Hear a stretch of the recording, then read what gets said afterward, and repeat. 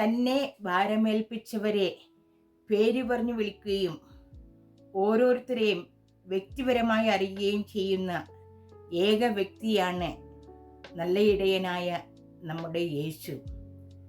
പ്രിയപ്പെട്ടവരെ, നാളെ പെസഹ കാലം 4-ാം ഞായർ. ഈ ഞായർ നല്ല ഇടയൻ ഞായർ എന്നുകൂടി വിളിക്കപ്പെടുന്നു.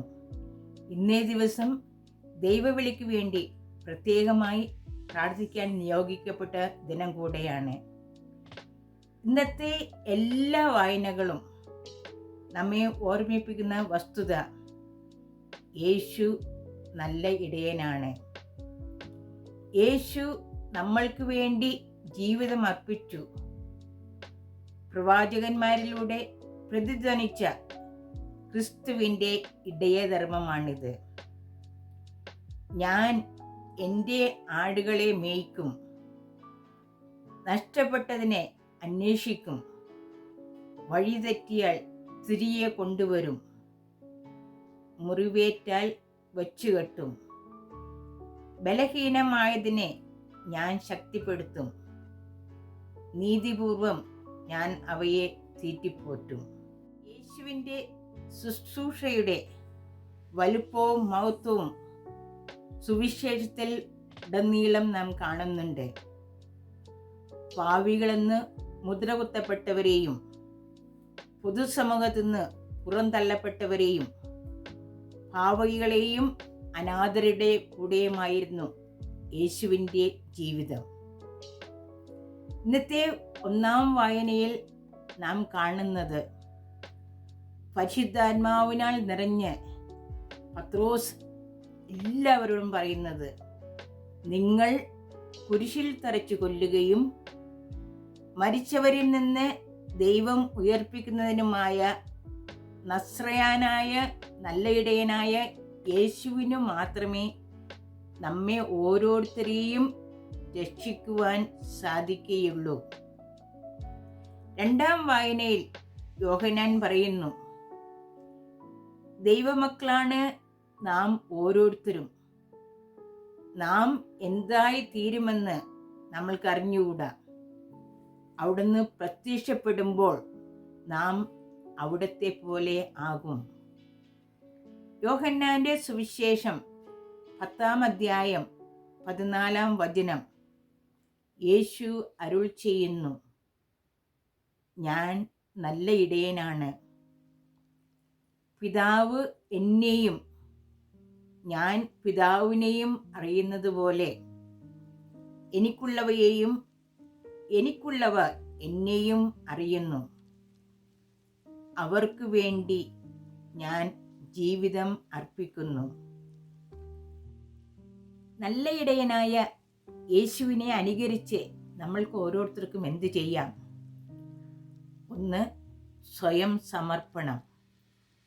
വ്യക്തി സ്വയം താല്പര്യങ്ങൾ മറന്ന് മറ്റുള്ളവർക്ക് മുൻതൂക്കം കൊടുക്കാം. അത് നമ്മുടെ കുടുംബത്തിൽ, പ്രവർത്തന മണ്ഡലങ്ങളിൽ, സമൂഹത്തിൽ, നമ്മളുടെ മക്കളുടെ ജീവിതത്തിൽ. 2, ദൈവവുമായിട്ടുള്ള അഗാധ ബന്ധം വളർത്തിയെടുക്കാം. വ്യക്തിപരമായിട്ടും സമൂഹപരമായിട്ടുമുള്ള പ്രാർത്ഥന, ബൈബിൾ പാരായണത്തിന് സമയം ചെലവഴിക്കൽ. 3, നമ്മളിൽ കരുണ, ദയ, അനുകമ്പ, സഹകരണ മനോഭാവം വളർത്തിയെടുക്കുക.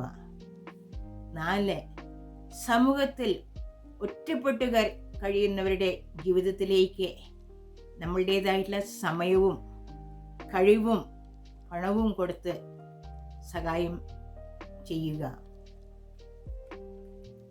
ആരെയാണ് നാം അജപാലകർ എന്ന് വിളിക്കുന്നത്? അജഗണത്തെ നയിക്കാൻ വിളിക്കപ്പെട്ടവർ, ബിഷപ്പ്മാർ, ഗുരുക്കൾ, സന്യസ്തർ, ടീച്ചേഴ്സ്, നേതൃത്വ നിലയിലുള്ള ഓരോ വ്യക്തികളും. നമ്മൾക്കല്പം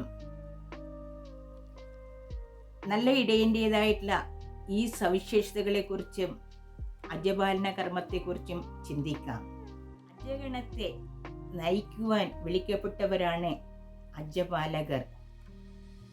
അവരുടെ മുഖ്യമായിട്ടുള്ള ദൗത്യങ്ങൾ നയിക്കുക, സംരക്ഷിക്കുക, തീറ്റിപ്പോറ്റുക, തിരുത്തുക, വളർച്ചയ്ക്ക് അനുകൂലമായിട്ടുള്ള സാഹചര്യങ്ങൾ സൃഷ്ടിച്ചു കൊടുക്കുക.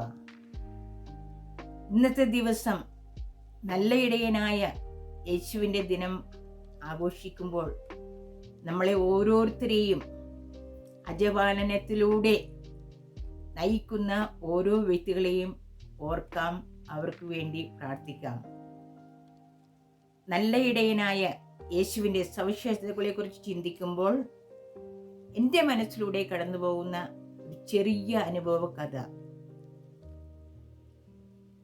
ഒരു സായന്ന വേളയിൽ സംഗീത വിരുന്ന് നടന്നുകൊണ്ടിരിക്കുകയാണ്.